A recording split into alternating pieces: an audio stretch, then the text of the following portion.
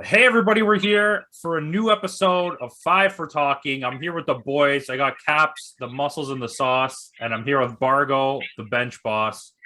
And we're about to just jump into this episode.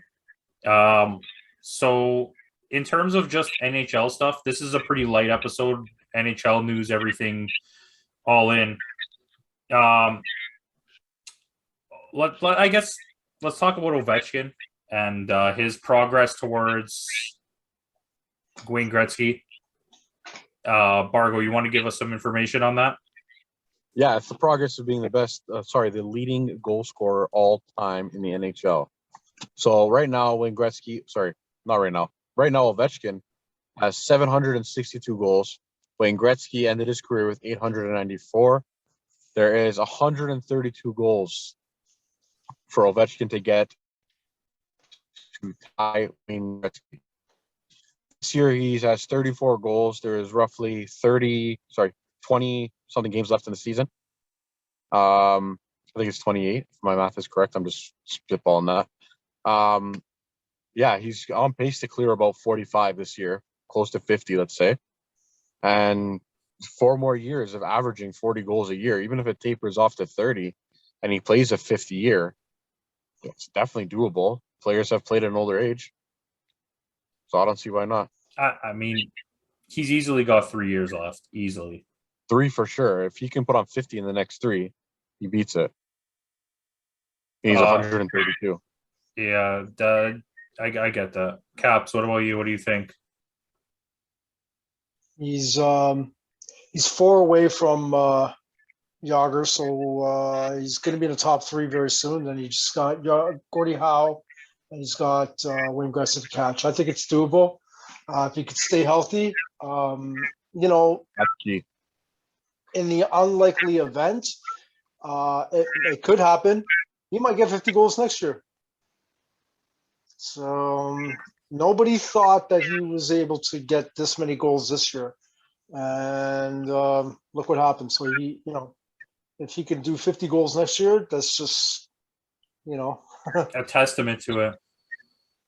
So yeah, I think it's doable. Yeah, I mean, to be honest with you, that's all I really have for NHL. I guess the rest of this episode is Leafs. I thought it was the captain thing. We'll get to that question, okay, sir? Okay, so there's more stuff. I guess, yeah. He's correct. He's usually correct. That's a surprise, Nick. Thanks for ruining it. Sorry. We wasted the good surprise on you. Okay. How do you feel about Jack Campbell's play?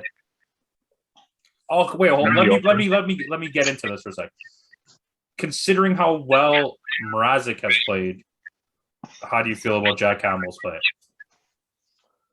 It's obvious to me that Campbell's needs some rest. Does that even make sense? Campbell needs some rest. And I think both of you said it before. If Mrazek right now is outplaying Campbell, which he has for the last little bit, why not just ride him for a little while?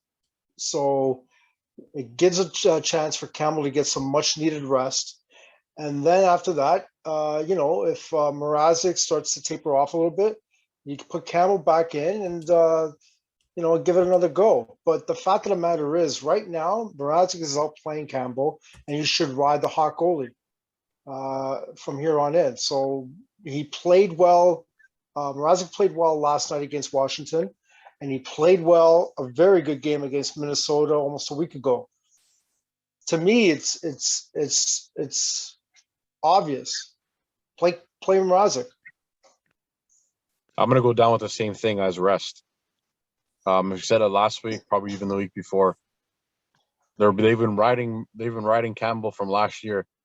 That hasn't changed. So I mean, Mrazek's playing well. Ride him, and you know what? If they're looking at swinging him at deadline, it's a perfect time to show what he's got. Exactly. And you said it the other day too that like it's strange how they just ride Campbell. Like, I mean, I guess he's the number one guy, so let's not like play too much into that. But Mrazek is a starting goalie, and he can start. He was very good last night. He made a lot of huge saves in the first and second period. Yeah, like the game against Detroit, I was watching like before the game even started. They're talking about dropping bets, a few of the boys, and I'm like, they're like, you bet Toronto by this goal margin. I'm like, but Detroit can score goals. They're not a great team, but they can still score goals. They lose games, but they still put up numbers. They lose games like 5-4, 6-3, like 3 goals back in the day. Like 3 goals is a win. So I mean, 10-7, like that's insane. I mean, that's a good Insane. segue into that too. Caps, you got something? Well, we might as well talk about it. I mean, the fact of the matter is, you would think that going into the third period, you're up 7-2, that it's a lock. You've got this game. It's done. You should be able to win that game. But I don't. It's crazy in today's NHL. I don't think I've ever seen a game like this before, where Detroit scored 5 goals in the third period. That's insane. That might be the problem, though. Everyone going into the third period, it's like it's a lock. This is ours. That's The typical drive and Leafs. mentality has changed, right? Everybody's mentality changed in the locker room. Maybe the coach didn't pump them up the right way and told them, like, this is our win. Let's keep doing what we're doing.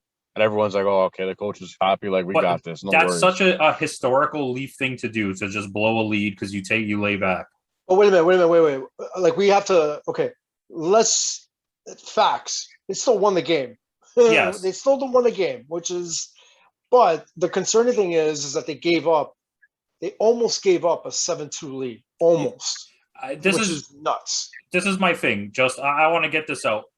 I don't want to hear anybody brag about the Leafs scoring 10 goals when they gave up 7 goals. Do you know what I mean? Hell no. Like, the fact that they scored 10 goals is irrelevant because you gave up 7 goals. Had they I would won, call 4 goals against my limit. yeah, if the Leafs, this 10 winning 10-7 is like the Leafs winning a game 3-0 or 4-1. Like, what did you do? Like, It's not going to fly in the playoffs, man. no, it's not, because you It's not proved, going to fly. and they have this mentality. They've always, it's just like a thing that's hovers around the Leafs of, you get a lead and you lay back in the late second, third period and you get smoked.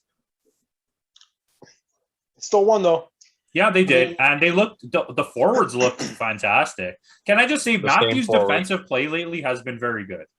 Who? It's the same Matthews. forward. Matthews has really been putting effort on the defensive end, and it He shows. saved the goal last night. It was a goal. It was not. It didn't cross the line. It was. It was 100% across the line. The We way the watched puck it like was rolling, 35 if you look at times. it from the bottom angle, Even the the puck was announcers over the were like, line. "Oh, from this angle, it looks like it's a goal." it was a goal. saw I'm one the okay other with day. it. He did stop it on the line, so I know they counted it. The ref said no goal. New York said no goal, or Toronto. Sorry, I don't know why I said New York, but so it is what it is. But he's been playing well, and that game. So in that game, Marner got his first hat trick, which to me, like, I'm not going to knock him. He's been playing pretty decently over the last few games, but I'm also going to be a bit hesitant on saying that he's back to last year's form when he goes like games without any points and then just scores 5 points in one game and then goes games without any points again.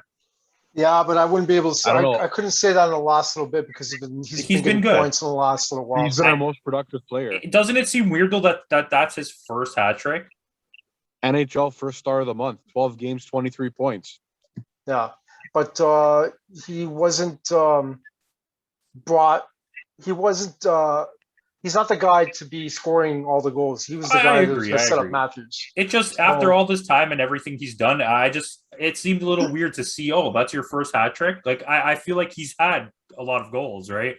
But I get He's had that. a lot of assists. But the fact of the matter is that when you got guys like that, and Marner's changing his game a little bit, and he's going for more shots, or he's shooting a lot more, why not go for that? Why not? I mean, it just gives the team more options. And you know what? As a side note, Hall played pretty good last night too. Yeah, which was pretty surprising. So good on him. Good on him and being aggressive. But the fact of the matter is, yeah, you know what the score called it? Go ahead. Hall puts away an ugly goal at the end of the first. Who cares? He got a goal. He got a goal. That goal, I agree. But okay, if you guys watch that, if you guys watched the game last night, that third period, Washington was laying down the hits to Toronto, and Toronto looked like they had no answer for it. Luckily, they came out of the game with a win, but they looked beaten down last night. And if you looked at the news today, Matthews is not in practice. There's a few guys who are not even in practice right now because they got their ass handed to them physically last night, and that right there would not be able to withstand a 7-game series in the playoff. And Washington is the type of team you're gonna face in the playoffs. They're a tough team. They're a good team. They have skill. They're solid defense all through the lineup. They're just having a little bit of goaltending trouble. But yeah, I mean the goal by Bunting and that pass by Marner was great. The first goal. And did Tavares get the assist in the Nylander goal? Yeah, Tavares worked his butt off to get that assist. Good, because he played well last night too. He looked so bad in the Detroit game. So yeah, they looks like they got a bit of a bug going on, But it's okay. Hey, it was they played well against Washington. I saw him like carry the puck into the zone, and he's like fumbling it and chasing it. And again, it could be because of the bug, but to me, like that's just it's hard to watch. Look, like that happen. In my opinion, when you look back at the last like 5 games or so, even the win against Minnesota, they haven't looked very good, especially on the defensive end. And Campbell has been extremely iffy in net. And I do agree, going back to what we were saying, we said this before, so this is not like a new thing. We said that Campbell needs a rest, and Mrazek is a starting goalie. Let the guy take a couple of starts. Make Campbell have to be like, oh crap, I gotta, I might lose my job. Let me try harder, and give him a little rest, leave him a break. There's nothing wrong with taking some rest. I don't like. The coach has to make the right decision for the team. If you got a backup goalie that's playing up well, that's outplaying your starting goalie, ride him for a bit. It's no different from any other team in the NHL. You got. I think right now the only solidified starting goalie is Vasilevsky in Tampa Bay. The league has a different take, and maybe Markstrom in Calgary. But other than that, I mean, Montreal, Jake Allen has not been playing well. Boston's flipping 2 goalies at a time. Most of the league is flipping 2 goalies. They're all flipping goalies, all of them. I don't know why the Leafs aren't. Is my question.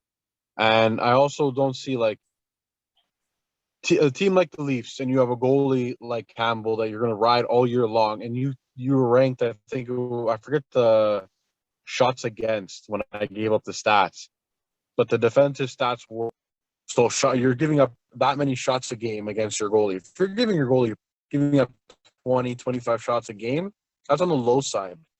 That's not bad. You can ride your goalie a little bit more. When he's facing 30 plus every single night, and it's not 30 shots from a bad angle. It's 30 like probably quality shots.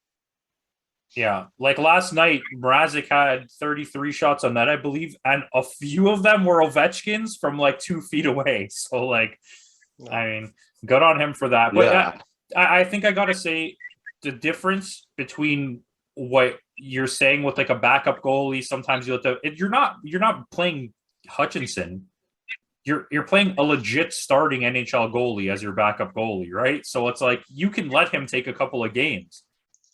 But that's what a lot of teams have been doing over the last few years, is taking 2 starters. Yeah, I definitely agree. It's definitely a challenge under the cap roll, but yeah, it's like you need to ride 2 goalies, man. You cannot just have one goalie to take the brunt of the schedule. It's tough, man. It is tough. And these type of seasons, especially with Toronto, they can't be messing around, man. These wins are crucial. You got Boston that's not too far away from them, eh? And it looks like Columbus is not that far away too. Things can happen. They still got about 28 games you said left.